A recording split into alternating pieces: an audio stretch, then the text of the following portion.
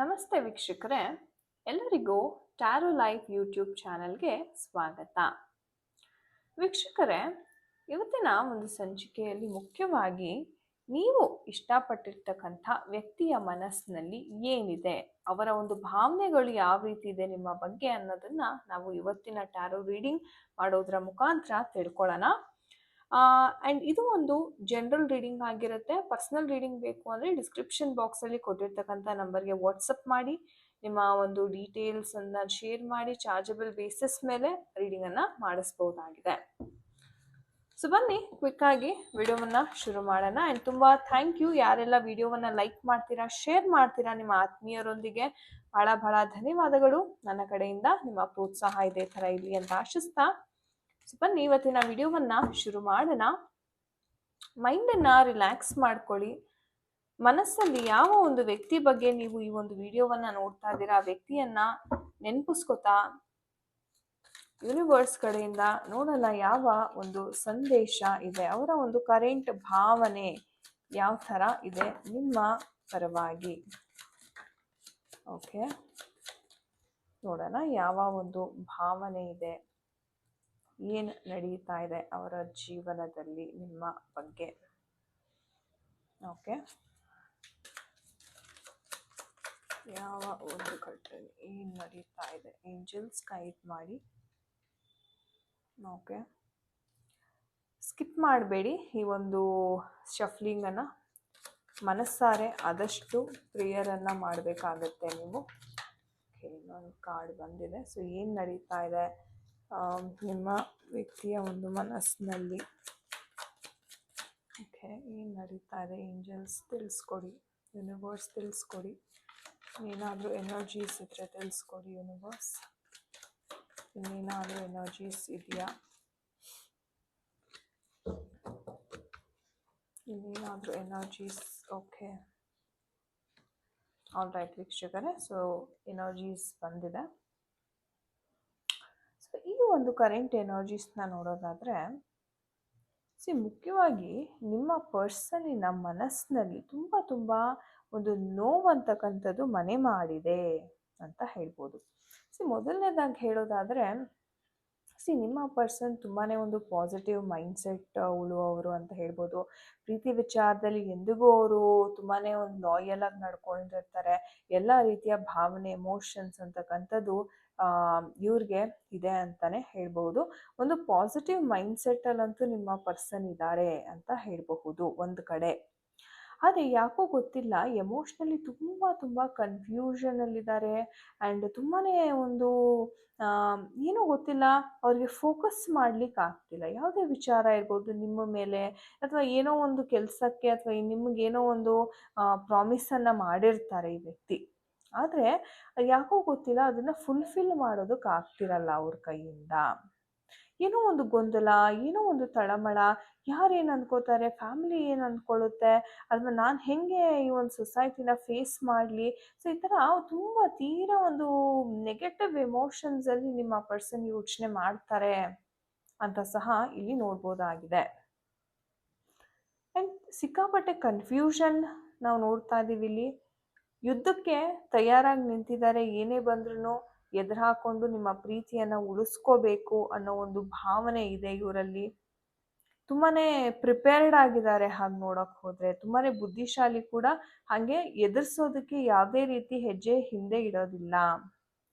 ಆದರೂ ಯಾಕೋ ಗೊತ್ತಿಲ್ಲ, ಇವ್ರಿಗೆ ಒಮ್ಮೊಮ್ಮೆ ಏನಾಗುತ್ತೆ, ಎಷ್ಟು ಮಟ್ಟಿಗೆ ಇವ್ರಿಗೆ ಕನ್ಫ್ಯೂಷನ್ ಕ್ರಿಯೇಟ್ ಆಗುತ್ತೆ ಅಂದರೆ, ಈ ಒಂದು ಪಾಸಿಟಿವ್ ರೀತಿಯಲ್ಲೇ ಯೋಚಿಸ್ತಾ ಇರ್ತಾರೆ, ಸಡನ್ನಾಗಿ ಅದರಲ್ಲಿ ನೆಗೆಟಿವ್ ಹುಡ್ಕೋದು, ನೆಗೆಟಿವ್ ಇದ್ರೆ ಅದರಲ್ಲಿ ಪಾಸಿಟಿವ್ ಹುಡ್ಕೋದು. ಈ ಥರ ಮಾಡಿ ಏನಾಗಿದೆ, ಎಷ್ಟು ಕನ್ಫ್ಯೂಷನ್ಗೆ ಒಳಗಾಗಿದ್ದಾರೆ ಅಂತಂದರೆ ಇವಾಗ ಅವ್ರಿಗೆ ನಿರ್ಧಾರ ಮಾಡಲಿಕ್ಕೆ ಆಗ್ತಿಲ್ಲ. ಬೇರೆಯವರ ಸಹಾಯ ಅಥವಾ ಒಂದು ಗೈಡೆನ್ಸ್ ಅಂತಕ್ಕಂಥದ್ದು ಈ ಒಂದು ವ್ಯಕ್ತಿಗೆ ಬಹಳ ಬೇಕಾಗಿದೆ ಈ ಒಂದು ಹಂತದಲ್ಲಿ. ಆದರೆ ಇವರು ಆ ಒಂದು ಗೈಡೆನ್ಸನ್ನು ತಗೊಳ್ಳೋದಕ್ಕೆ ತುಂಬಾ ಹಿಂದು ಮುಂದು ಮಾಡ್ತಿದ್ದಾರೆ. ಕೆಲವರು ಅಥವಾ ನೀವೇ ಕೆಲವೊಮ್ಮೆ ಮಾರ್ಗದರ್ಶನ ಮಾಡೋಣ, ಒಂದು ಒಳ್ಳೆ ದಾರಿಯಲ್ಲಿ ಈ ಒಂದು ವ್ಯಕ್ತಿನ ಕರ್ಕೊಂಡು ಹೋಗೋಣ ಅಂತ ತುಂಬಾ ನೀವು ಪ್ರಯತ್ನವನ್ನು ಪಟ್ಟಿದ್ದೀರ. ಅವ್ರು ಯಾವಾಗೆಲ್ಲ ದಾರಿಯನ್ನ ತಪ್ತಿದ್ರು ಅವಾಗೆಲ್ಲ ನೀವು ಮುಂದೆ ನಿಂತು ಒಂದು ಮಾರ್ಗದರ್ಶನವನ್ನ ಈ ಒಂದು ವ್ಯಕ್ತಿಗೆ ಮಾಡಿದ್ದೀರಾ. ಆದ್ರೆ ಇವಾಗ ಏನಾಗಿದೆ, ಈ ವ್ಯಕ್ತಿಗೆ ನನಗೆ ಯಾರೂ ಬೇಡ, ಏನು ಬೇಡ, ನಿನ್ನಿಂದ ದೂರ ಹೋದ್ರೆ ಸಾಕು ಅನ್ನೋ ಒಂದು ಭಾವನೆಗೆ ಬಂದಿದ್ದಾರೆ. ಹೌದು, ಈ ಒಂದು ಪರ್ಸನ್ ತಮಗ್ ತಾವೇ ಮೋಸ ಮಾಡ್ಕೋತಾ ಇದ್ದಾರೆ. ಅಂಡ್ ಇನ್ನೊಂದೇನಪ್ಪಾ ಅಂತಂದ್ರೆ, ಈ ವ್ಯಕ್ತಿಗೆ ನಿಮ್ಮ ಮೇಲೆ ಇರ್ತಕ್ಕಂಥ ಇಂಟ್ರೆಸ್ಟ್ ಅಂತಕ್ಕಂಥದ್ದು ಬಹಳ ಕಮ್ಮಿ ಆಗಿದೆ. ಒಂದು ರಾಂಗ್ ಡೈರೆಕ್ಷನ್ ಅಲ್ಲಿ ಹೋಗ್ತಾ ಇದ್ದಾರೆ. ಯಾರು ಗೈಡೆನ್ಸ್ ಮಾಡೋರು ಇವ್ರಿಗೆ ಸಿಗ್ತಾ ಇಲ್ಲ. ಆದ್ರೆ ಈ ಒಂದು ಸಮಸ್ಯೆ ಇದೇ ತರ ಮುಂದುವರಿದ್ರೆ ಇವ್ರ ಪತನಕ್ಕೆ ಇವರೇ ಕಾರಣ ಆಗ್ತಾರೆ, ಅಥವಾ ಇವ್ರು ತಗೊಂಡಿರ್ತಕ್ಕಂಥ ನಿರ್ಧಾರಗಳೇ ಇವರ ಪತನಕ್ಕೆ ಕಾರಣ ಆಗತ್ತೆ ಅಂತ ಹೇಳಬಹುದು. ಇವ್ರೇನಾದ್ರೂ ಕರೆಕ್ಟಾಗಿ ಡಿಸಿಷನ್ ತಗೊಳ್ದೇನೆ ನಾನು ಮುಂದೆ ಹೋಗ್ತೀನಿ, ನನ್ನ ಹಠನ ನಾನು ಸಾಧಿಸ್ತೀನಿ ಅಂತ ಏನಾದ್ರೂ ಮುಂದುವರಿದ್ರೆ ಬಹಳ ಬಹಳ ದೊಡ್ಡ ಒಂದು ಬೆಲೆನೇ ತರಬೇಕಾಗತ್ತೆ. ಆಪರ್ಚುನಿಟೀಸ್ ಇದೆ, ಇನ್ನೊಂದು ಅವಕಾಶ ಸಹ ನೀವು ಕೊಟ್ಟಿದ್ದೀರಾ ಈ ಒಂದು ಪರ್ಸನ್ಗೆ. ಈ ಪರ್ಸನ್ ಆದರೆ ಅದನ್ನ ರಿಯಲೈಸ್ ಮಾಡ್ಕೋತಾ ಇಲ್ಲ. ಅವ್ರಿಗೆ ಒಂದು ರೀತಿ ಹೇಳ್ಬೇಕಂದ್ರೆ ತುಂಬಾನೇ ಉಡಾಫೆ, ತುಂಬ ಕೇರ್ಲೆಸ್ ಮಾಡ್ತಾ ಇದ್ದಾರೆ. ಸೊ ಎಷ್ಟೇ ನೀವು ಸಮೃದ್ಧಿಯಾಗಿ ಈ ಒಂದು ವ್ಯಕ್ತಿ ಬೆಳೀಲಿ ಅಂತ ನೀವೇನು ಪ್ರಾರ್ಥನೆಯನ್ನ ಮಾಡ್ಕೋತಾ ಇದ್ದೀರಾ, ಎಷ್ಟೇ ಪ್ರಾರ್ಥನೆ ಮಾಡಿದ್ರು ಈ ವ್ಯಕ್ತಿಗೆ ಆ ಒಂದು ಜ್ಞಾನೋದಯ ಅಂತಕ್ಕಂಥದ್ದು ಆಗ್ತಿಲ್ಲ. ಅದಕ್ಕೆ ನೋಡಿ ನಿಮ್ಮನ್ನ ತುಂಬ ಅವ್ರು ಇಗ್ನೋರ್ ಮಾಡ್ತಾರೆ, ತುಂಬ ಕೀಳಾಗಿ ನಡ್ಸ್ಕೊಳ್ತಕ್ಕಂಥದ್ದು, ನಿಮಗೆ ಗೌರವವನ್ನ ಕೊಡದೇ ಇರ್ತಕ್ಕಂಥ ಸಂದರ್ಭಗಳಾಗಿರ್ಬೋದು. ಈ ಥರ ಘಟನೆಗಳು ಸಾಕಷ್ಟನ್ನ ನೀವು ನೋಡಿದ್ದೀರಾ, ಅನುಭವಿಸ್ತಾ ಇದ್ದೀರಾ ಕೂಡ. ನಿಮಗೆ ಕೆಲವೊಮ್ಮೆ ಅನ್ಸುತ್ತೆ, ಇಲ್ಲ ಇದೆಲ್ಲ ನಾನು ಅನುಭವಿಸಬಲು ಒಂದೇ ಸಲ ಗಿವ್ ಅಪ್ ಮಾಡಲ, ಈ ವ್ಯಕ್ತಿಯ ಒಂದು ಜೀವನದಿಂದ ನಾನು ಹೊರಗಡೆ ಬಂದ್ಬಿಡ್ಲಾ ಅಂತಕ್ಕಂಥ ನಿರ್ಧಾರ ಸಹ ನೀವು ತುಂಬಾನೇ ಮಾಡಿದ್ದೀರಾ ಒಂದು ರೀಸೆಂಟ್ ಪಾಸ್ಟಲ್ಲಿ. ನೋಡೋಣ ನಮ್ಮ ಏಂಜಲ್ಸ್ ಕಡೆಯಿಂದ ಯಾವ ಗೈಡೆನ್ಸ್ ಸಿಗ್ತಾ ಇದೆ ಈ ಒಂದು ವಿಚಾರವಾಗಿ. ಆಸ್ಕ್ ಯುವರ್ ಏಂಜಲ್ಸ್ ಅಂತ ಹೇಳ್ತಾ ಇದ್ದಾರೆ, ಸಿಚುವೇಶನ್ ಇಂಪ್ರೂವ್ ಆಗುತ್ತೆ. ಸೊ ನಿಮ್ಗೇನಾದ್ರು ಡೌಟ್ಸ್ ಇತ್ತು ಅಂತಂದರೆ ಏಂಜಲ್ಸ್ಗೆ ಡೈರೆಕ್ಟಾಗಿ ನೀವು ಕೇಳಬೇಕು. ಯಾವ ಥರ ಏಂಜಲ್ಸ್ನ ಮಾತಾಡ್ಸೋದು ಅಂದರೆ, ನೀವು ಏಂಜಲ್ಸ್ಗೆ ಪ್ರೇಯರನ್ನು ಮಾಡಿಬಿಟ್ಟು ಈ ಕೆಲಸ ಆಗೋದಿದ್ರೆ ನನಗೆ 24 ಗಂಟೆ ಒಳಗಡೆ ಯಾವ್ದಾದ್ರು ಒಂದು ಫೆದರ್ ತೋರಿಸು ಅಥವಾ ಏಂಜಲ್ ನಂಬರ್ ತೋರಿಸು, ಈ ಥರ ಯಾವ್ದಾದ್ರು ಒಂದು ವಸ್ತುನ ನೀವು ಕೇಳ್ಬೋದು. ಈ ವಸ್ತು ನನಗೇನಾದರೂ ಇವತ್ತಿನ ದಿನದ ಒಳಗಡೆ ಅಥವಾ ಇವತ್ತಿನ ಸಂಜೆ ಒಳಗಡೆ ನಾನು ನೋಡಿದ್ದೆ ಆದಲ್ಲಿ ಈ ಒಂದು ಮಾತು ನಾನು ಏನು ಅಂದ್ಕೊಂಡಿದ್ದೀನಿ ಅದು ಸತ್ಯ. ಸೊ ಈ ಥರ ನೀವು ಏಂಜಲ್ಸ್ನ ಮಾತಾಡಿಸ್ಬೋದು. ಆ್ಯಂಡ್ ಏಂಜಲ್ಸ್ ಸ್ವಯಂ ಹೇಳ್ತಾ ಇದ್ದಾರೆ ಈ ಒಂದು ಸಿಚುವೇಶನ್ ಇಂಪ್ರೂವ್ ಆಗುತ್ತೆ. ಸೊ ತಾಳ್ಮೆ ಅಂತಕ್ಕಂಥದ್ದು ಇಲ್ಲಿ. ಆ್ಯಂಡ್ ನಿಮಗೆ ನಾನು ಮಾರ್ಗದರ್ಶನವನ್ನು ಮಾಡ್ತೀನಿ, ನನ್ನ ಒಂದು ಸಹಾಯವನ್ನು ನೀವು ಕೇಳಬೇಕು ಅಂತ ಏಂಜಲ್ಸ್ ಹೇಳ್ತಾ ಇದ್ದಾರೆ. ಸೊ ಖಂಡಿತವಾಗ್ಲೂ ಇವಾಗ ಸಾಕಷ್ಟು ಜನ ಹೇಳ್ತೀರಾ ನನಗೆ ಮೇಡಮ್ ಏಂಜಲ್ ನಂಬರ್ ತುಂಬ ಕಾಣಿಸುತ್ತೆ, ಅದೇನೋ ಒಂಥರ ನಂಗೆ ಗೊತ್ತಿಲ್ಲ, ಕನೆಕ್ಷನ್ ಅಂತಕ್ಕಂಥದ್ದು ನನಗೆ ತುಂಬ ಡೀಪ್ ಆಗಿ ಫೀಲ್ ಆಗುತ್ತೆ. ಸೊ ಅದು ಒಳ್ಳೆಯದೇ. ಯಾರಿಗೆಲ್ಲ ಏಂಜಲ್ ನಂಬರ್ಸ್ ಕಾಣಿಸುತ್ತೆ ಅದು ಬಹಳ ಬಹಳ ಪಾಸಿಟಿವ್ ಸೈನ್ ಯೂನಿವರ್ಸ್ ಕಡೆಯಿಂದ ಅಂತಾನು ಹೇಳಬಹುದು. ಸೊ ವೆಯ್ಟ್ ಮಾಡಿ, ಸಿಚುವೇಶನ್ನ ಅದೇ ಇಂಪ್ರೂವ್ ಆಗೋದಕ್ಕೆ ನೀವು ಬಿಟ್ಬಿಡಿ ಅಂತ ನಾನು ಹೇಳ್ತೀನಿ.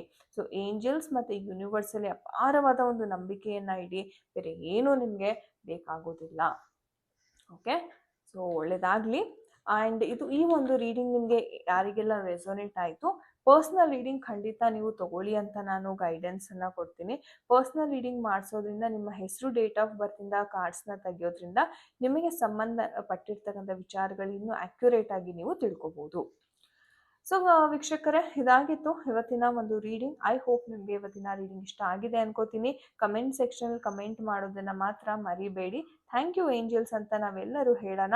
ಮತ್ತೊಮ್ಮೆ ಇದೇ ಥರ ಇಂಟ್ರೆಸ್ಟಿಂಗ್ ವಿಡಿಯೋ ಒಂದಿಗೆ ನಿಮ್ಮನ್ನು ಭೇಟಿ ಆಗ್ತೇನೆ. ಎಲ್ಲರಿಗೂ ನಮಸ್ತೆ. ಹರೇ ಕೃಷ್ಣ.